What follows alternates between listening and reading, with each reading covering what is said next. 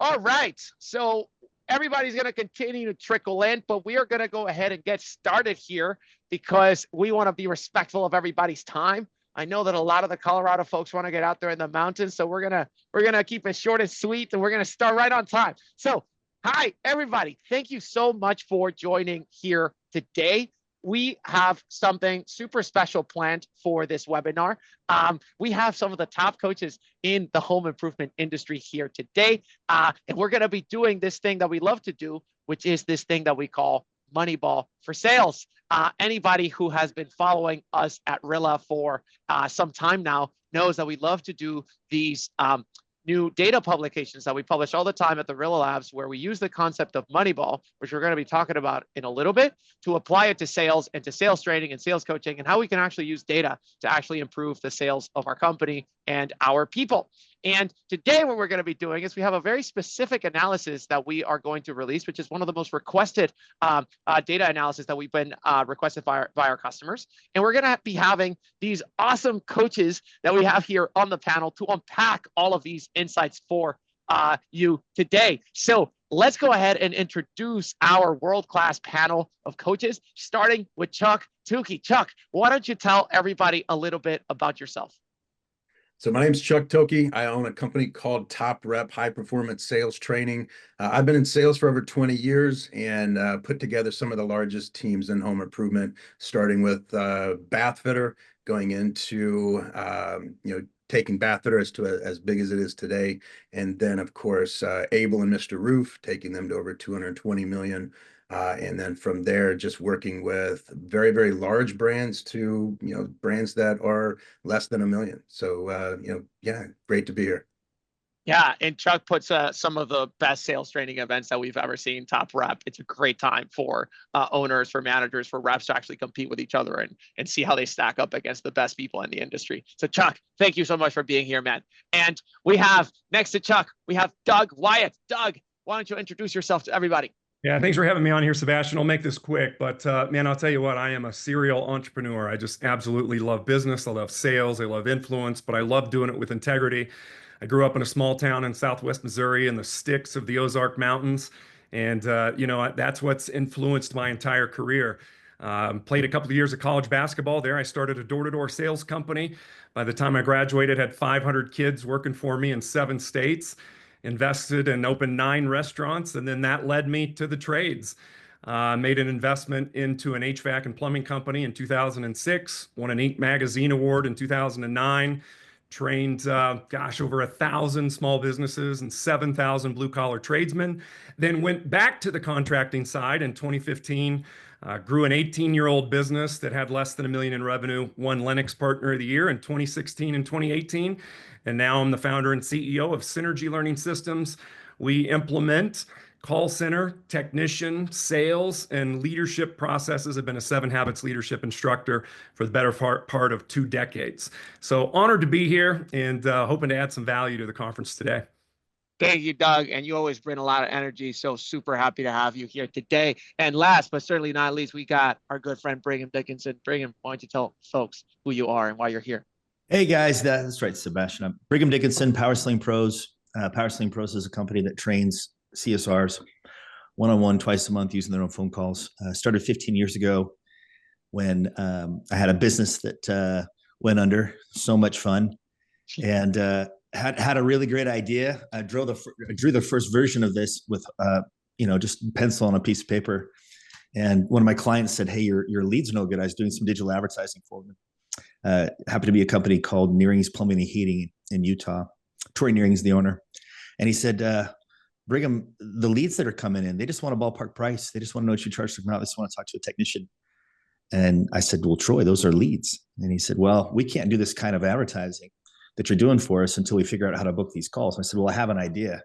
And I showed him the first version of this, that thing that I drew with a piece of right on a piece of paper. Can you hold it closer to the camera? Because this background thing is like, you can see it at all. He disappeared. You'll see it in a second, boy. Oh, it was there. You see it for a split second? Yeah. There it is. There it is.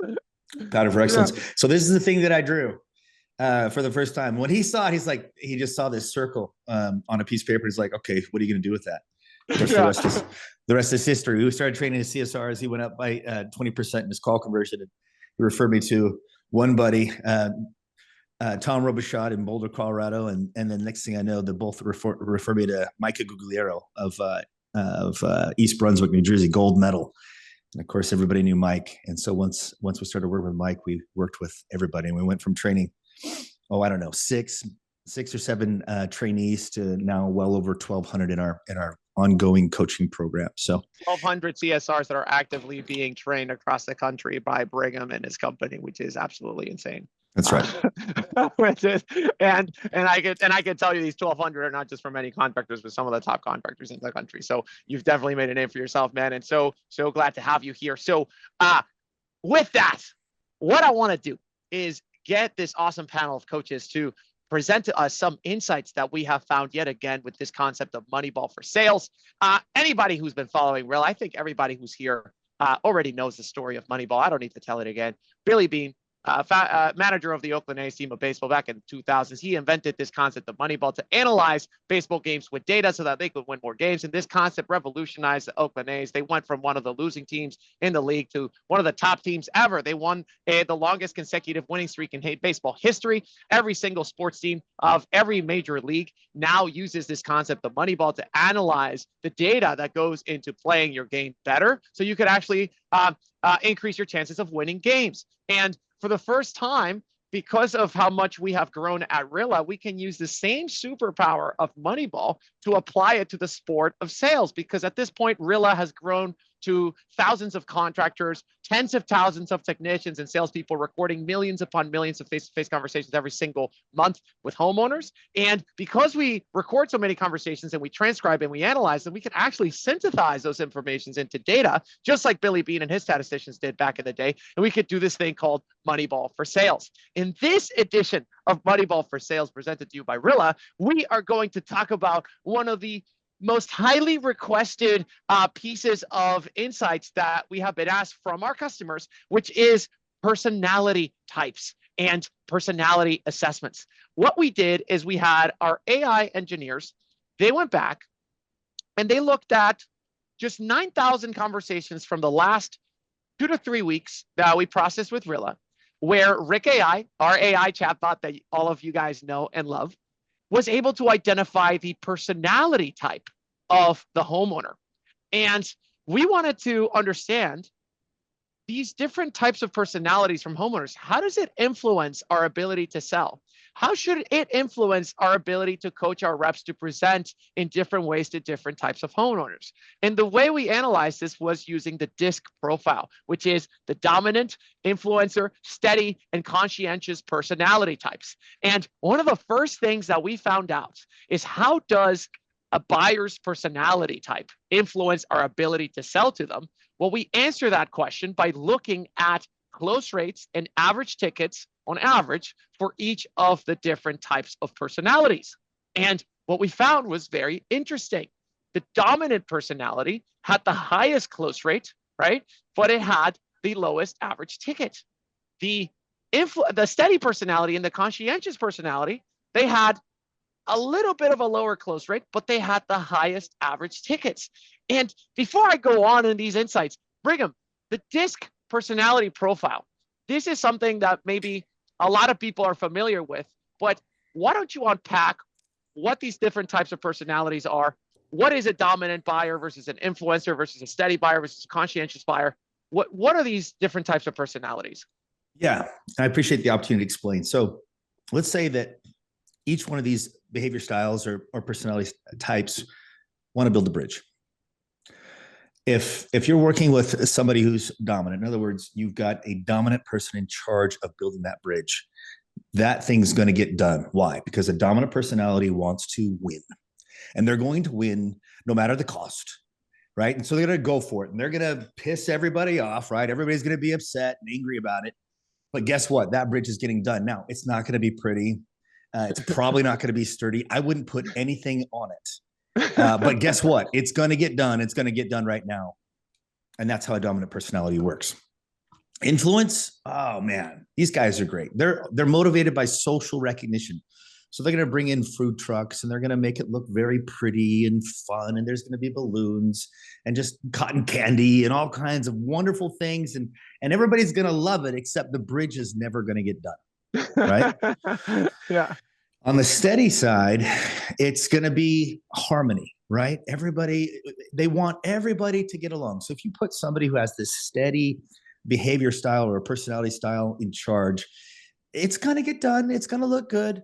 But you might not meet your deadlines. It's just going to take a little bit, but everybody's getting along. Everybody's, singing Kumbaya, and it's wonderful. And it's amazing and great. Lastly, if you give it to a conscientious individual, it's going to take some time. They're going to want to see blueprints. They're going to want all the details, and it's going to take 10, maybe 15 years to get the bridge done. But guess what? When the bridge is done, it's going to be incredible. It's going to work. And that's kind of gives you an idea as to what the different behavior styles act like and are motivated by. And Doug, I don't know if you wanted to add something. We were talking before about how you can actually identify these types in the home, and we're going to be talking about that later. But kind of like for comfort advisors, technicians, salespeople that are going out there, what would be the difference between a dominant? Like, how would you qualify them in the home? The type of dominant person that wants to build a bridge. They're going to get things done. Now, what do these people look like in the home? Well, it's a great question. You mentioned that we had been talking a little bit earlier, Sebastian, and one of the things that you had shared with me was a pie chart. And it's like, when I look at these numbers that you have on screen, I go, okay, well, we all think we want a higher close rate. But then when I look over at steadiness, you'd shared with me a pie chart that represented 63% of the overall closes within your data set of those over 9,000 calls analyzed. And I look at that and I go, well, if you look at $3,100 average ticket versus a $1,700, that's nearly double. I'll take a $3,100 average ticket on a 47% close rate all day. Why is that? Because when I look at the dominant personality, I look at that and I go, well, that only represented 2% of the market. For my business to grow a premium brand in the marketplace, I want to go out there and sell solutions. I'm not out there just looking to sell equipment. I want to do it the best. I want to be the best, and I want to provide value. I want to communicate value. When I think about the HVAC, the plumbing, and the trade side of the business, I think about the engineer type customer, the type of customer that cares nothing about the value. They only care about the bottom dollar. What's the cheapest price? How can you do it cheaper? No, I don't need that. I don't need any bells and whistles. I don't need any indoor air quality. And so when I look at that, I go, what I want to do is develop a presentation style that's based on effective communication, that's designed to lower sales resistance, to lower sales conflict, so that we can share stories and that we can leverage things like social proof, us being the authority, us working towards likability. So one of the things that I'm always looking for is, yes, everybody's going to be concerned about price. In fact, we have a duty and responsibility to our own pocketbook. I want to go through my presentation, though, and make sure that I'm working to serve the customers that are going to help me build the business that I desire. One of the things I learned in my business, just to finish up this thought, is that I get to choose my customers just like our customers get to choose their contractor. And so I'm going to build a presentation based on effective communication and servitude, not on being the cheapest price. And one of the things you mentioned here is very interesting, is obviously the dominant personality. I mean, in this pie chart, we actually looked at what are the most common types of personalities that technicians and salespeople are dealing with in the home. The bad news is, when you're dealing with a dominant personality, the bad news is that, they're going to be the engineer type. They're going to be the know-it-all, like, hey, I know it better than you. Just tell me the price because I know how to fix this myself. I don't need you to go through all the parts. I'm an engineer. I just need you to tell me the price. And so for them, the close rate is higher, a little bit higher, but at the expense, big expense on the average ticket, because they feel like they know exactly what they want. That's the bad news. The good news is that the dominant buyers, it only represent like 2% of the totality of the conversations. And this pie chart was very interesting, is that 88% of the conversations that we analyzed were with the steady buyer and the conscientious buyer. The steady buyer and the conscientious buyer. If we go back to the characteristics of these buyers, the steady buyer, what are they? They are dependable. They are patient, and they are sincere. One of the things we were talking about before the conversation here is how there is a very clear correlation with spending more time in the home and your average ticket increasing. Well, these guys have the highest average ticket, the steady buyers, and they're also more patient and they're dependable and they're team players and they're understanding. So if you have a sales process where you have to walk somebody through your company story, through different options, through all the different bells and whistles about what you offer, these types of buyers are more likely to be able to wait and actually give you the benefit of the doubt, unlike the dominant buyers who are going to be like, hey, give me the price and get the hell out of here. And you see this correlation between time and home and average ticket represented here with the different types. The good news is that the steady buyers are the majority of the buyers. So it makes sense that if you actually want to have a higher average tickets, that you cater a process to these steady buyers and the conscientious buyers who are also more willing to, because they're analytical, they want to be precise, they want to be compliant and objective. So these types of conscientious buyers, they actually want to have the time to analyze all the different data that you can present to them to make the best decision. And so that's very interesting because, you know, one of the things that we thought about is, okay, if the data shows that most of the homeowners that we are interacting with are conscientious and steady buyers, then why don't we focus our sales strategies in, you know, winning these steady customers and these conscientious customers, right? How do we win them? How do we win these conscientious customers and these steady customers? Chuck, I don't know if you have any ideas on how to do this. So real quick, can you go back to where you have all four? I want to go through something real quick, and this is going to flip. So I want everybody to understand that you can decide who you're talking to in the first couple of minutes by using this right here. So your dominant and influence buyers, these are very fast. They walk fast, they talk fast. These people, you know, they get things moving. And then you have your steadiness and your conscientious. These people are a little bit slower.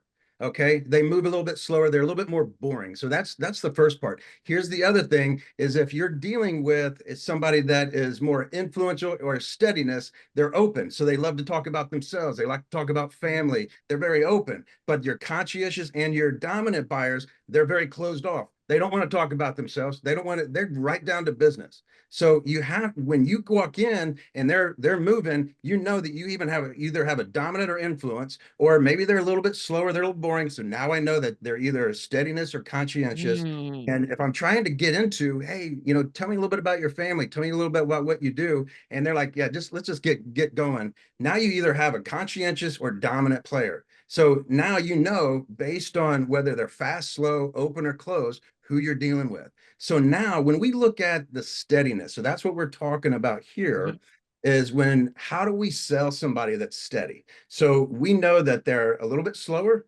not mentally. No, they're, you know, if they are just like, hey man, no, that's not like Ace from Dazed and Confused. He's just high. But this one, when we're dealing with someone that's a little bit slower, they talk a little slower, they're just, you know, even keeled. And here's the other things. People that are steady, they're submissive, they go with the flow. So here's if you want to close somebody, you make suggestions. Make suggestions. We had a guy, his name's Carl McNaughton, and we're sitting there and the lady's like, man, I just don't know what to do. And he looks at us and says, well, luckily, ma'am, I do. All I need you to do is go up, get your checkbook and write me a check for, and I'm sitting here like, oh my gosh, I can't believe he's going this way. And he says, Chuck, you know that she was like the poster child of steadiness or being what we call a relator. You know, all you got to do is tell them what to do, they'll go do it.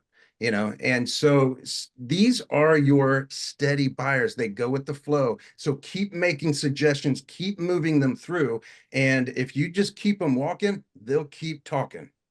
And, you know, before I move on to the steady buyers and the conscientious buyer, maybe a little bit of time, Brigham, we were talking about before we started the webinar about how even though, you know, and Doug was mentioning like even though the dominant buyers are like 2%. They're a very tiny proportion of the buyers. They're going to be your engineers, the know-it-alls. They want to take charge of the conversation. You're going to encounter them, even though it's a tiny fraction of the time. And most people, they kind of recoil from this. They don't want to deal with this. They kind of, it doesn't fit with the sales process that we teach them. How do you actually, because you have a really great framework of understanding people's emotional needs. Yeah. If you do encounter these types of buyers 2% of the time, how do you deal with that? How do you change your process to be able to deal with these types of buyers? Well, first of all, you don't decide, oh, this isn't my customer. And the last thing you want to do is, you know, run to your van and get out of there, right? Don't be afraid. Don't be afraid. Okay. So first things first, every customer, whether it's dominant, whether it's influence, whether it's regardless, they do want to be understood. right? They want to feel understood. They want to feel cared about. They want to feel reassured that they've called the right place. So you've got to do those three things with every customer, regardless of their personality type. That's number one. Number two is you've got to recognize your own behavior style, because sometimes we like to do things our own way. And most technicians I know, one of the first things I need to fix is them having to explain every little detail before they ask for the sale, right? Yeah. Hey, you cannot buy until I'm done explaining every little thing. Okay, time out. You've got to pay attention to your customer. You've got to be able to modify what you're doing and how you're doing it based on the type of customer that you're talking to. And so you've got to recognize what type of person or personality you are.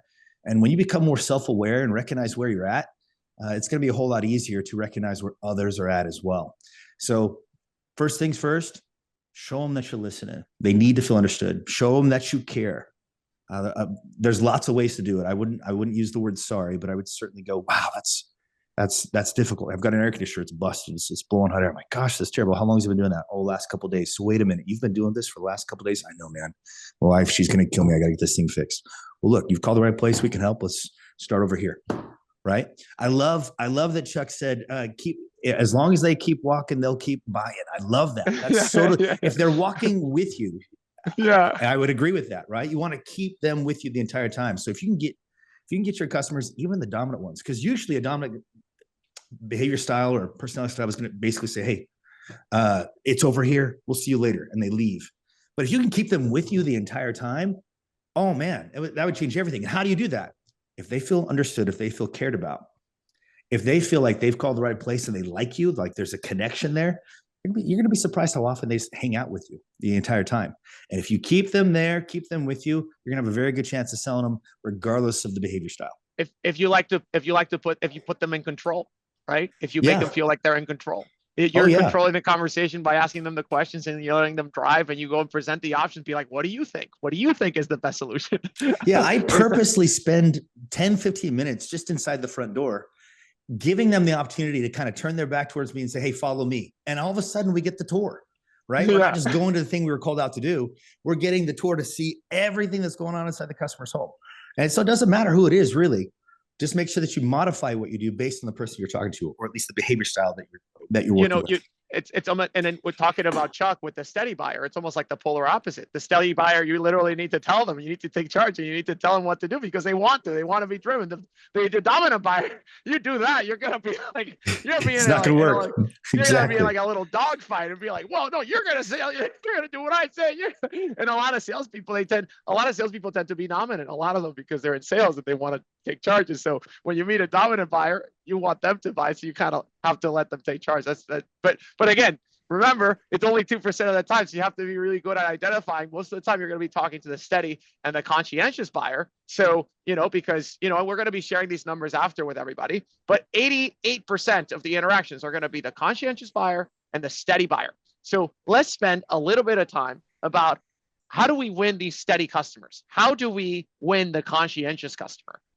Maybe Doug, maybe can we talk about the similarities and differences between these two customers? One type that represents the 3% of the other type, the conscientious, represents like 25% of the customer base. What are some similarities and differences between these two? Yeah, well, and I just want to say, I think Brigham made a great point there when he talked about, we don't want to be too early to prejudge, right? Because we might be thinking that this might be a dominant, but they might just be considering price, and they sound like that. So we don't want to dismiss them.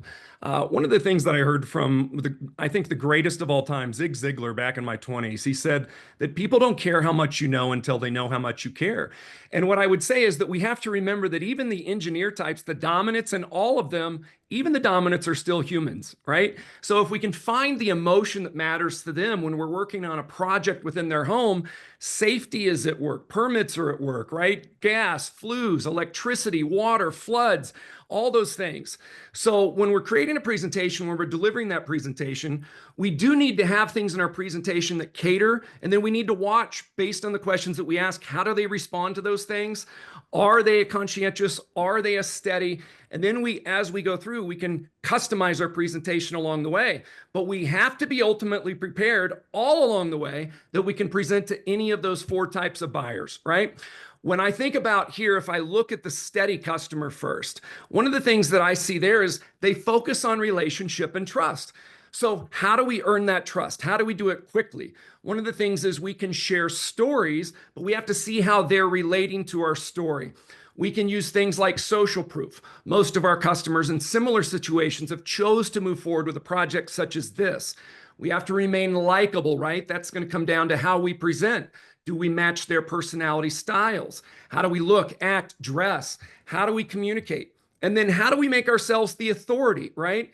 And for those of you that have read Robert Cialdini's book, Influence and the Art of Persuasion, I'm talking about the 7 principles of persuasion there. So if we're integrating those things within our presentation, every story we share, every question we ask should have a purpose. And if we realize we're in front of somebody that doesn't care about the technical, but cares about the personality or the stability of our company, we need to focus more on that than we do on the technical aspect of the job. So I think it comes down the questions we ask and then the stories we share. And Doug, I want to ask you, so you were talking a little bit about it. One of the things that, one of the critical things in your sales process that we talked about in the Rilla Labs and the podcast was this idea of wordsmithing, how one of the critical components of any world-class sales process is you have to be able to use specific words that elicit specific emotional reactions from customers. Like one of the examples that you gave was, instead of saying contract, we should encourage our salespeople and our call center representatives to say paperwork, because contract has all these negative connotations. You think contract, you think a lawyer, you think attorneys, you think lawsuits, you think legal bills, you think all these problems that come with contracts. When you think of paperwork, it's a very neutral word that doesn't, yeah. And so what are some wordsmiths that you could, like some examples of different types of words that you could use for a conscientious buyer that might be more analytical when you're presenting product or price or something like that, versus a steady buyer who's a little bit more cares a little bit more about the community and things like that. What are some examples of wordsmiths that we can use for these different types? You bring of up some great points. I mean, and this is some of the stuff we'll be sharing at the Rilla Masters coming up in late February on the 24th through the 26th. I'm going to refer back to Zig Ziglar here. Zig said that every word out of a salesperson's mouth should be scripted, but never should one word ever sound as though it is. And I think if he was to wordsmith that today, he wouldn't call it a salesperson, he'd call it an influencer. But here's the thing. When you say contract, we're not just speaking to the conscious mind, we're speaking to the subconscious mind. And the word contractor is scary. I'm sorry, contractor. Contract is scary. Why? Because what do you think of? What does your subconscious think of? What did our parents tell us about signing a contract? Get an attorney. It's one of the hated professions in the world today. Those of attorneys, ambulance chasing attorneys, people are going to get sued. If I sign a contract, I'm entering into an agreement. Now I've got to deal with the legalese, and I've got to do with, all of the words in there. And, I have to worry about getting sued now. And what is this contractor going to do to me when I sign this contract? Other words like price, cost, fee, charge, spend, pay. Those are all what we call dirty words of anti-persuasion. Every time those words come out of our mouth when we're referring to our own product, service, or company, those are negative, and it's moving us further away from us being able to close this sale and earn the trust of this customer. So instead of contract, like you mentioned, Sebastian, we would recommend wordsmithing that to something like paperwork, agreement. We're going to have you initial the paperwork rather than sign the contract, right? If I get down to the end and I'm talking about how much this cost them or the price of our project and how much they're going to have to spend and the payments, those are all dirty words that they're going to be thinking, gosh, something just doesn't feel right. We're going to recommend wordsmithing those words to things like investment. If I get down to the end, I'm going to say the total investment on this project is going to require a monthly investment of this or an initial investment such of this.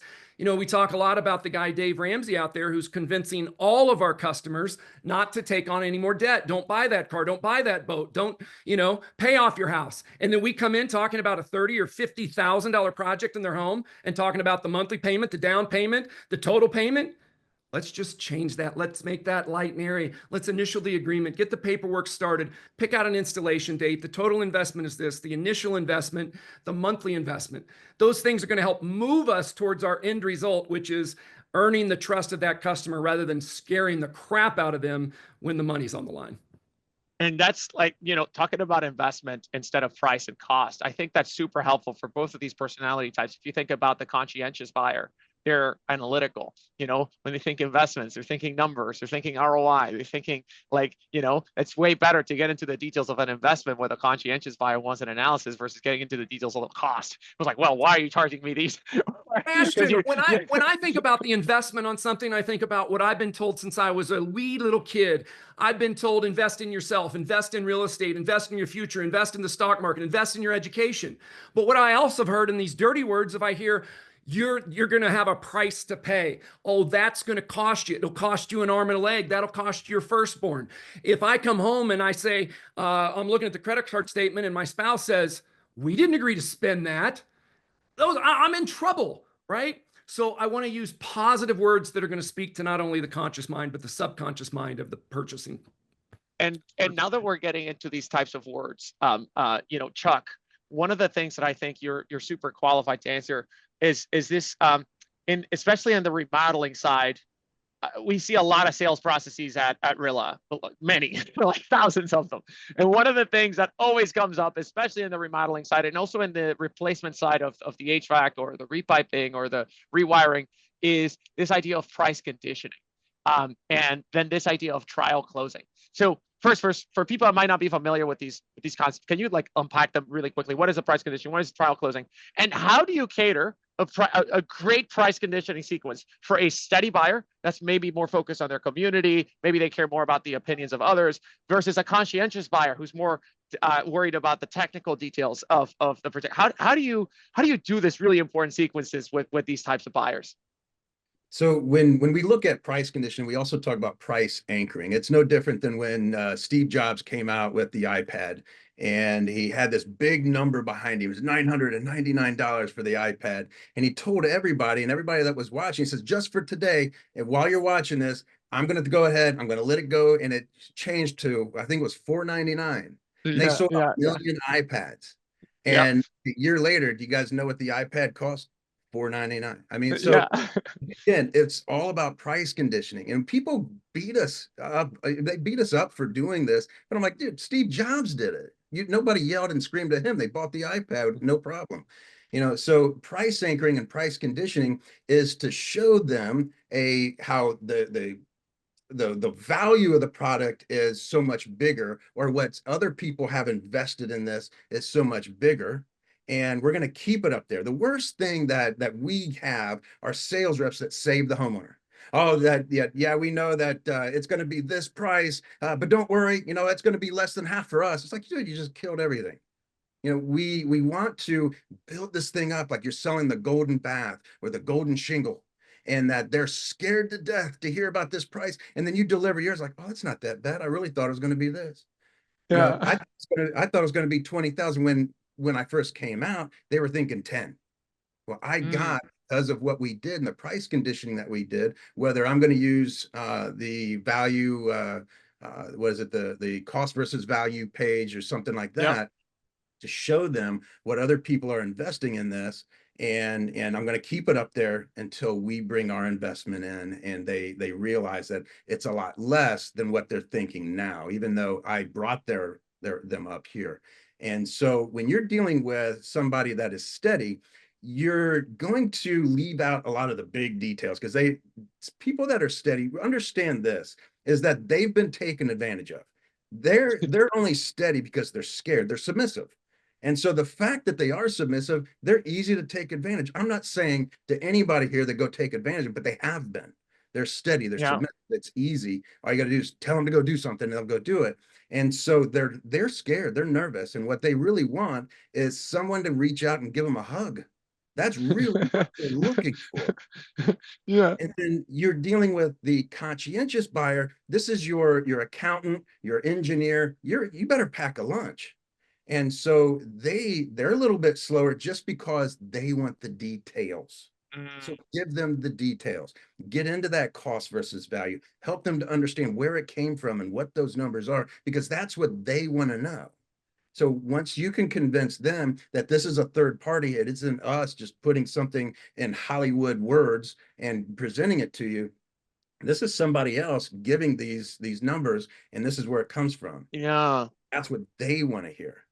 Yeah. And and one of the things that I saw in the analysis we asked Rick, one of some of the best practices, one of the things that you're talking about here, the steady buyer, they don't want to get into the details. They really care about other people, what they've done. They kind of want to be part of the herd. Like, I want to make a decision that has been validated by other. So one of the things that you could do with price conditioning, instead of presenting all the details of the cost versus value report, you go, hey, Mrs. Homeowner, look at what your neighbors, what they're typically going to be paying for this project in this area. And you could ask Nancy, who we've done some work with, and this is typically what they've paid for this particular project in this area, your neighbors.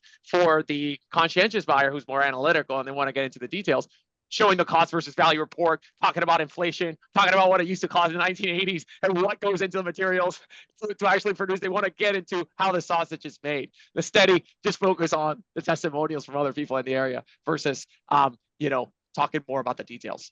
Sebastian, can I jump in real quick on the director or the dominant? Because this is always fun, because I am a dominant. And so I love when I get there and they're like, all right, so I don't have a lot of time for you. I mean, I got this to get into, I got this. Can you get down to the bottom line? And we let them, we're going to pet that homeowner. We're going to say, oh, it's okay. And so we're going to say, hey, you seem like somebody that really knows what you want. I'm going to give you the cliff notes. Is that okay? They're like, oh man, that'd be great. Sebastian, I give them the same thing I give everybody else. But you give them the cliff notes.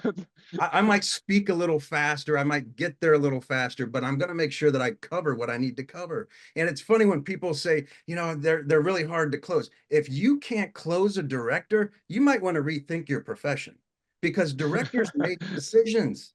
Either it's a yes or a no. There is no maybes with a director.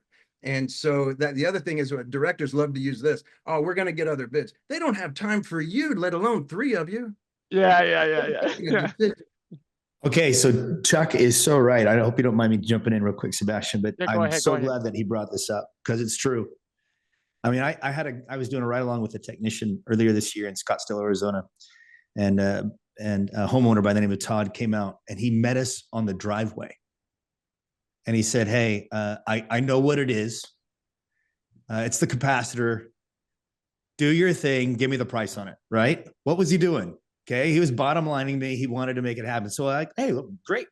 And we started following to where his condenser was. And of course, his garage was open. And he had a tarp over this, obviously a really nice car. And so as we were walking by, of course, I brought it up, right? Hey, you must have quite the car underneath that tarp. Next thing you know, we start talking about how this used to be his dad's. His dad had recently passed away and he inherited it. And there's this huge story behind it. Next thing you know, we're switching out the capacitor for every one of his air conditioners. There were 6 different condensers out there. And we were talking about all the different things that are going on. By the time we spent an hour and a half, right? In the back of your head, you're going, how do you do that with a dominant personality? Well, you do it if they like you. Yeah. Right. And Chuck's totally right. You're going to do the same thing you always do. Now, you're going to accommodate, you're going to show them that you want to accommodate them. You may be a little bit faster, but you're still going to do your thing. You're still going to be you. But what you need to do is connect with them. Okay. Listen, care, reassure. You do that, it's going to be a whole lot easier for you. So I really appreciate Chuck bringing that up. Guys, I'm sorry. I think I just got an announcement. I think I have to stop this conversation right here, guys, because I just got word from my marketing team that we just got confirmation that 2 of you people watching today, this slide was not planned at all. 2 of you guys watching who sign up to get your tickets for the Rilla Masters, you will get put in a raffle to go to the actual golfing Masters. You go to the Rilla Masters for a chance to go to the actual Masters. Guys, if you go to Rilla.com/Masters and you buy your tickets today, you're going to get a chance to go to the actual Masters tournament. And let me tell you a little bit about the Rilla Masters while I'm here. We're going to be doing it in Las Vegas, February 24th to the 26th. It's going to be in the Virgin Hotels. We're going to have the top sales trainers who are here, and we're going to have the top sales leaders and some of the top leaders in coaching overall. We're going to have Nick Saban, Billy Beane, the guy who invented the whole concept of Moneyball. He's going to be doing the whole thing of Moneyball for sales like we're doing right now. And we're going to have the coaches that you see here today. We're going to be talking about the future of Rilla, our product and the company. And it's going to be such a fun time. And you can get all of this for $1,200, $3,000. Oh, what? Oh, I think I was told. Oh, actually, I messed up, guys. This is totally not what Steve Jobs did back in the day. We have a special surprise discount. It's actually not $3,000. If you go to this QR code right here and you go to Rilla.com/masters and go to this and use code Moneyball on your checkout experience, you will get 80% off of your tickets right now. So go ahead, go to Rilla.com/masters and book your tickets using code Moneyball. If you do it right here during the webinar, you will get 80% off your tickets for $250 or $600 to get the All-Star track. Go to Rilla.com/masters and book your tickets. Again, this was not planned at all. This was all AI generated. So let's continue with the presentation. Go ahead, Rilla.com/masters and use code Moneyball to get 80% off of your tickets today. So now that that's done, thank you guys. Thank you. Is it any wonder what Rilla is with that level of passion and enthusiasm, Sebastian?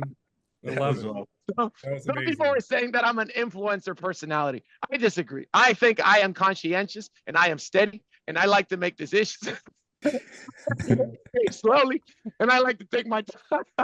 You people on this call get the opportunity to take me to the Masters, just so you know. Wow. Yeah, there you go. Yes, and Doug and Brigham and Chuck, we're gonna be doing a panel exactly like this. Is just a sneak peek. We're gonna be having the Coaches Collide panel at the Rilla Masters, and Doug and Brigham, they have their own breakout sessions that I'm gonna be talking about a little bit later, but it's gonna be a great time. So let's bring it back to the conversation today. Let's talk about objections. So we actually went into the data and we wanted to understand what are the most common objections that we are getting from these most common types of personality types? What are the objections that we have from steady buyers and from conscientious buyers and how we can overcome them?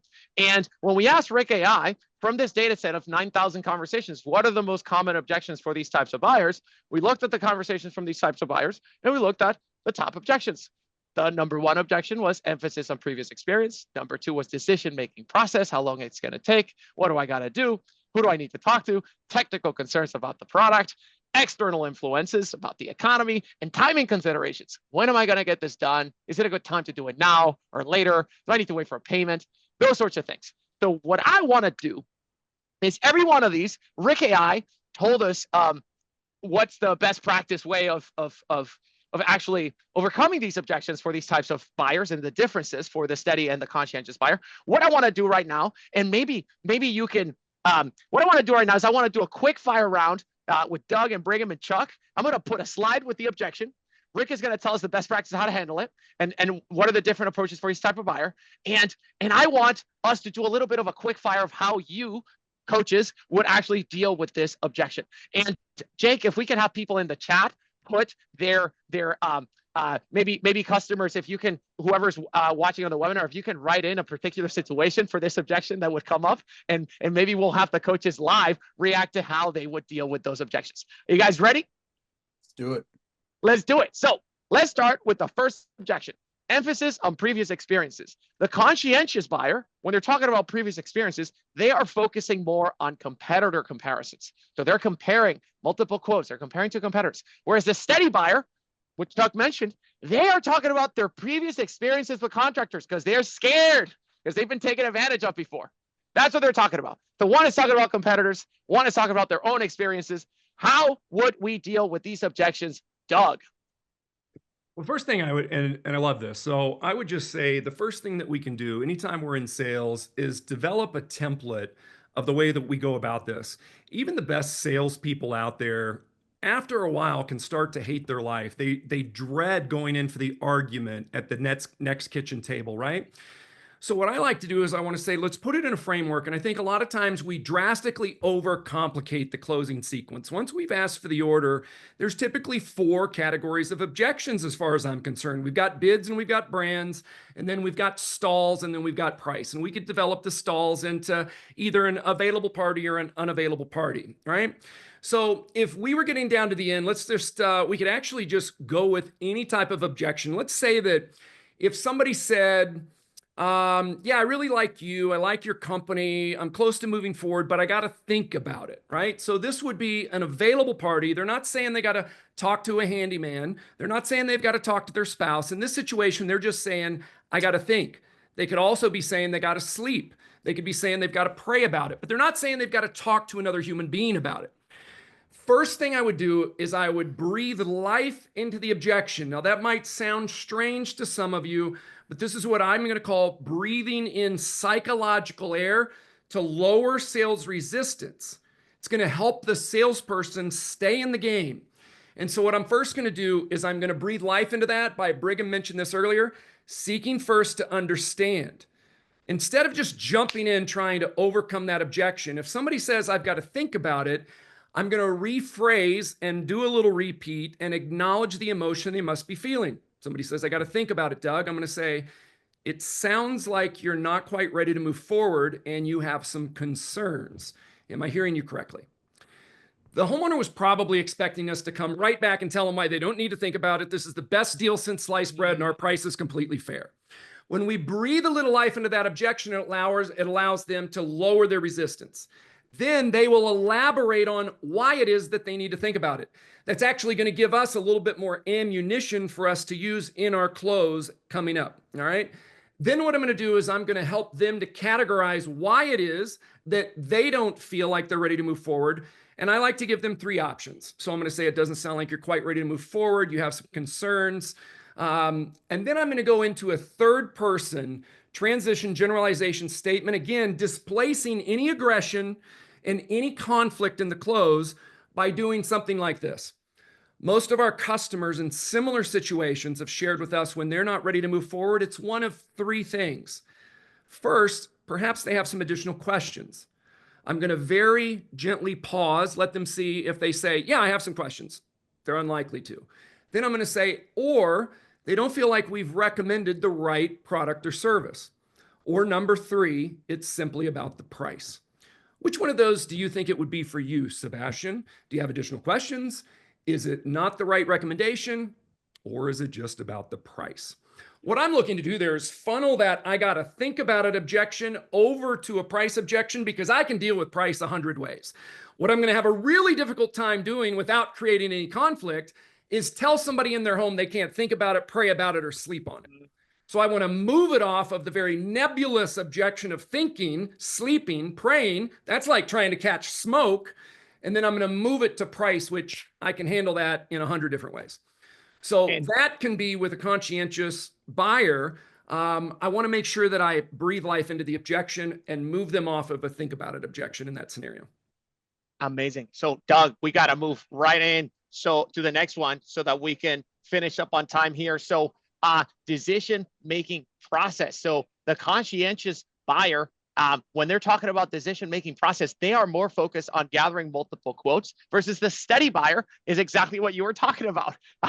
They need to consult with others. They need to think about it. And I think Doug actually gave us a great answer on how to handle this objection decision-making process. I need to talk to multiple quotes. I need to, talk to other people. Chuck, how would you handle these objections of I need to get multiple quotes versus I need to consult with my wife or my husband, which is kind of similar to I need to think about it? So understand, when somebody says that they need to get multiple quotes, especially when conscientious people say it, these are your I need to think about it. They sometimes, when a conscientious person says they need to think about it, a lot of times they actually do. Just don't buy into it. You still got to go through everything that Doug just went through. But when someone says they need to get multiple quotes, first we need to help them to understand it's okay. Hey, I totally understand. You seem like a smart shopper. Now, when you say that you need to get multiple quotes, when do you feel that you're going to have all of these quotes? They say, well, we're going to have them, sometime next week. Okay. So when let's just say in 7 to 10 days, you have all these bids, we put them all on the table.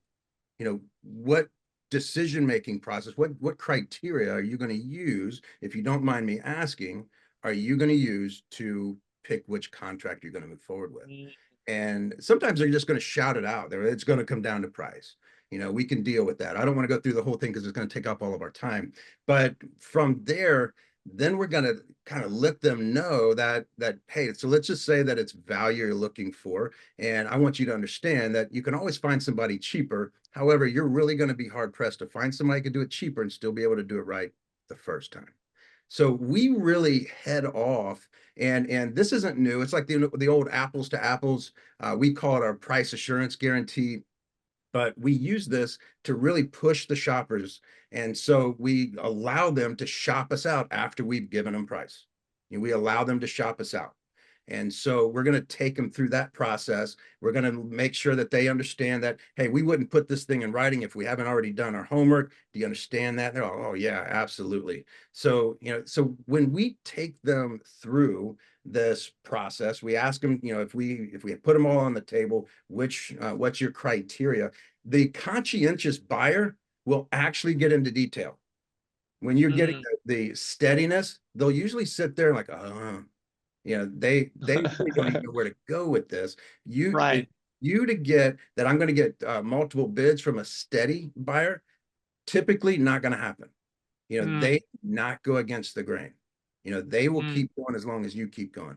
But conscientious, they love to give that to you, whether they're going to get 3 bids or not. So you're going to take them through, get that, and then take them all the way through that price and value guarantee, and then close them with that. The other thing that we need to understand with conscientious, and I'll make this quick, is that when you're dealing with an engineer or somebody, you have to point this out and says, hey, you look like somebody that has to do your research. You're petting that homeowner, man. He loves, or she loves to hear you say that. So when I get back, what would you like me to email you next? I'm not going to email them anything, just so you know. But what would you like me to email you next? What information do you need? You know what? Right. I'd like to get more information on that warranty. Okay, and I'm writing that down. Say, what information would you like? When they say that, I really want to understand how this warranty works, I'm pulling out the warranty and I'm going through it. Everything that they want me to send to them, I'm going through right here. Right. Okay, so what's the next thing? That's how you deal with a conscientious buyer, because they want information. Give it to them right now. And that's the last point that we are going to make here, because we only have a little bit of time. Chuck, you talked about different ways of handling objections with different types of buyers, and how handling the objections for the conscientious buyer is going to be horrible if you try it with the steady buyer. If you give them a lot of information, they're going to feel overwhelmed. They're not going to know what to do. How do we identify, you're in the home, how do we identify that you're talking to a conscientious buyer or a steady buyer? How do we do this quickly? How do we identify? You talked a little bit about it. They're fast paced, but you're in the home. How do you identify that you're talking to each one of these personality types? And what are some red flags that you didn't do a good job at identifying these personality types? Well, the biggest red flag is that you don't sell it. But obviously, when you're dealing with a conscientious buyer, conscientious buyers and steady buyers, they are so easy to spot or to differentiate, is because of the fact that one is just like the flower, they're just going with the flow. The conscientious buyer is not. They want detail, they want specifics, and it's very easy to spot a good engineer, a good accountant, because they're asking pointed questions. Steady buyers do not. They have very rounded questions, very broad questions. So it's very easy to spot those folks. Same thing with when you're dealing with influence. They're socializers, just like Brigham. I mean, they're just fun-loving people. They're also the people to ask for referrals from. Man, they will open their Rolodex to you. And then, of course, your directors, they're just very to the point. And Doug and Brigham, maybe to wrap this up, how do you identify these personality types super quickly on a call center? How do you even do that? Is it a 5 minute, like a 10-second call? Yeah, really quick. Tone and intent. Listen to their tone. Listen to their intent. If they jump in and they know exactly what they want, you know who that is. They're dominant, right? If they're cheery and they're laughing and they're giggling, you know that's an influential type buyer. If they're ready to just do whatever you want to do, just go with the flow on how that call flow goes for you, you're going to recognize, okay, this is a steady customer, and you can modify what you do and how you do it based on that type of customer. And the same thing with the C behavior type, conscientious. Chuck's right. They're going to want all the details. And you'll recognize that by the questions that they ask. So yeah, just there's a pattern here, right? The way that Chuck demonstrated it, the way that Doug demonstrated it, they were both listening first and then either relating or caring. And then they came down to either price or timing. And of course, they can both handle price and timing all day long. So you just want to funnel them down using that same pattern, listening, caring, or relating, and then reassuring with just taking care of that price or the timing. So just follow the pattern and you'll do it. And Doug, we have 30 seconds. Close us out, man. I'm just going to say we've got to work on the carefully crafted scripts. I know a lot of us don't want to be in a straitjacket. If it sounds scripted, you haven't worked on it enough. Think of your favorite movie. It was scripted. Moneyball was scripted. It was a great performance. Whatever it is, your wife loves The Notebook. It was scripted. Your favorite song of all time. It was scripted. Every note, every cadence, it was scripted. If we put our CSRs on the phone and we don't have the carefully crafted and scripted questions to elicit these conversations, to identify what type of buyer they are, we're missing the boat. But if it sounds scripted, it's not going to work. We've got to be ultimately prepared. Work on the script, deliver the script, practice the script, and then do it in real time. Last thing I'll say is anytime we're in an emotional situation, we come back later and we go, oh, I wish I would have said this. That's what's happening to our CSRs every single day on every single call when they're peppered with price objections. We've got to work on the perfect script, then deliver it, practice it, and execute upon it. Doug, that is a great note to end it on. If you guys want to see this longer live in action, book your tickets for the Rilla Masters. We're going to be doing the Coaches Collide. Thank you, everybody, for joining today. Make sure you get your tickets for the Rilla Masters. Code Moneyball at checkout to get 80% off so you can see these awesome gentlemen colliding at the Rilla Masters. Thank you all. I'll see you in Vegas. Thank you.